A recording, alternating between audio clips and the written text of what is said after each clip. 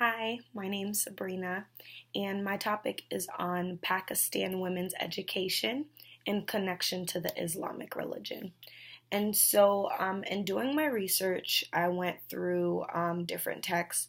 The two primary texts that I use were the Quran, but I used the English translated version by Talal Atani, and basically, I used another primary text, which was by Sabina Karashi. Um, and the title of that of her story is Pakistan Education and Gender Policy Girls Education, a Lifeline to Development. Um, and I used three other sources, but I'll get to that after. So the important point about my topic and the sources that I chose is that they basically help me to show the distinction between both what the Quran, which is the holy Islamic sacred text, is saying, from the example of Muhammad, who advocates the rights of men and women to equally seek knowledge, and then the difference of, the gender role piece, which is very much prominent within Pakistan. And so, in doing all of that research, I found some distinct differences, but it all relates to my topic because there's a correlation between what the Quran says about the rights of women's education on the topic of seeking knowledge, and basically, the whole gender role piece. And so, um, within the Islamic within the Islamic religion and the topic of, Pakistani women and education, both of them collide and come together because of what the Quran says about seeking knowledge. So we're gonna dive deeper into that. So basically what I learned from Sabine, sorry, I'm gonna look at her name again, Sabine Qureshi, in the book that I looked up, um, on her story, she mentions that despite the improvement in Pakistani's literacy rate since its independence, the educational status of Pakistani women is amongst the lowest in the world.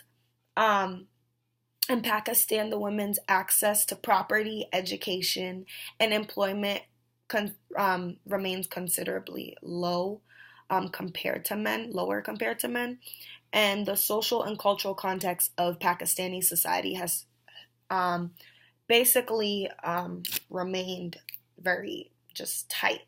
Women have a low percentage of participation in the society outside of the family, which again connects to the roles. And in looking at the roles um, within Pakistan's region, it comes from the Quran. They tie everything that they do to the Quran, and the verse that they use for that in the Quran that I looked up, um, um, where is it?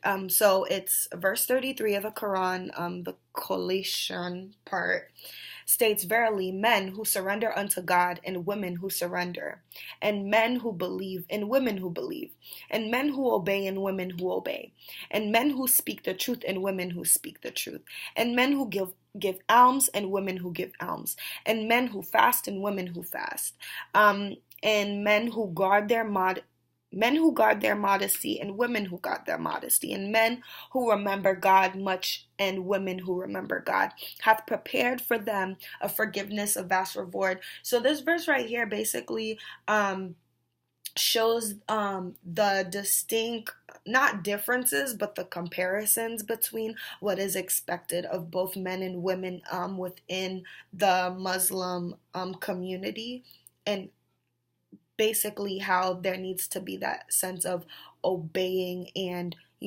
speaking truth. But there also some distinct differences that I found in the Quran that state that women are to be modest, and there is that gender role piece within the Quran. But then again, when in correlation to my topic of women seeking education. The other verse that I looked up, which is in the Ibn Majah and Al-Sunan part of the Quran, in chapter 1 verse 81, states, acquisition of knowledge is binding on all Muslims. So if we hear that statement again, acquisitions of knowledge is binding on all Muslims. On all Muslims, meaning that goes with both men and women without discrimination. So that piece about, seeking out that knowledge, but how do we seek out knowledge? It's from teaching. And so, in seeking out that knowledge from teaching, we learn, we go to school. That's how we learn things. But how is that seeking of knowledge for all Muslims really, really true if women don't have as much of that opportunity, even though the Quran is stating that acquisition of knowledge is binding on all Muslims, like it's an expectation from all Muslims. And so it basically states that it's apparent from the Holy Quran that the acquisition of knowledge is an obligation for both men and women. And the study of life of the Holy Prophet, who's Muhammad, also shows that he himself made special arrangements for education and training of women. So he, in this whole practice of the Muslim faith, there is that expectation of seeking knowledge from both sides of men and women. And how is that supposed to happen with this distinct gender role that's in the middle that people place so much importance on? How is there that sense of seeking knowledge? And in reading the Quran, it just really opened my eyes to that.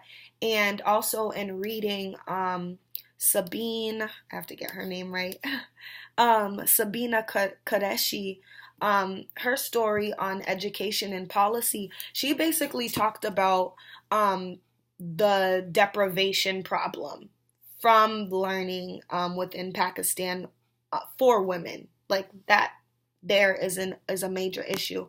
And then it describes the status of education in Pakistan and the factors that affect women. And then there's also, it also talked about the literacy in Pakistan and the barriers to girls in education. And then it also included some policy options that could take place in creating that sense of change.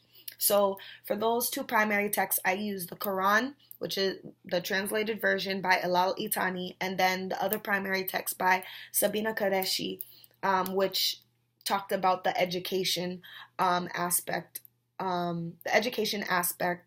of Pakistan in relation to women. So the other three articles that I had looked up, let me get to them.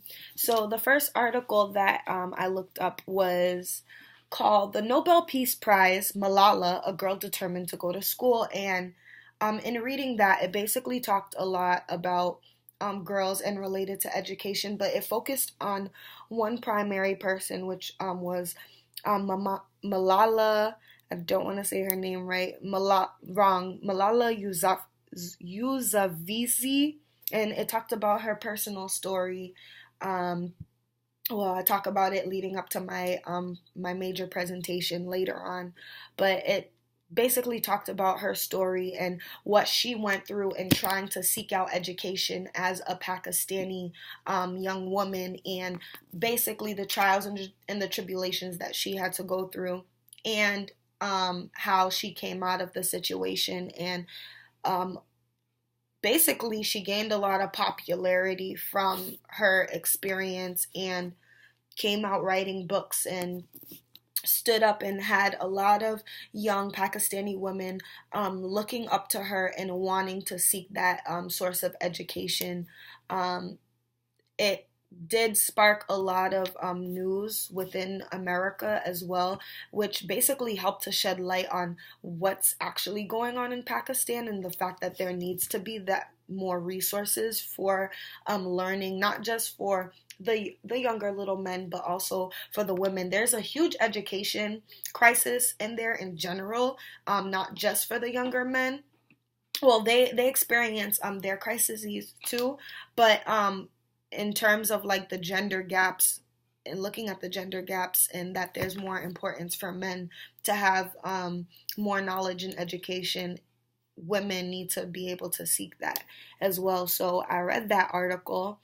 Another article that I read is called A Transnational Community of Pakistan Muslim Women, Narratives of Rights, Honor, and Wisdom in Educational Project.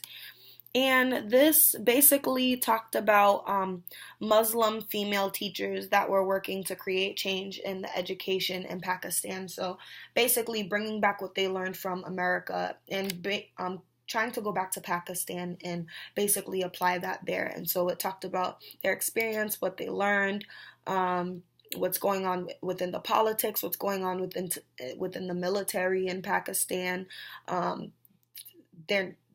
need for modernization within Pakistan as well. It just talked about all of that. And then the next article, if it'll go to it.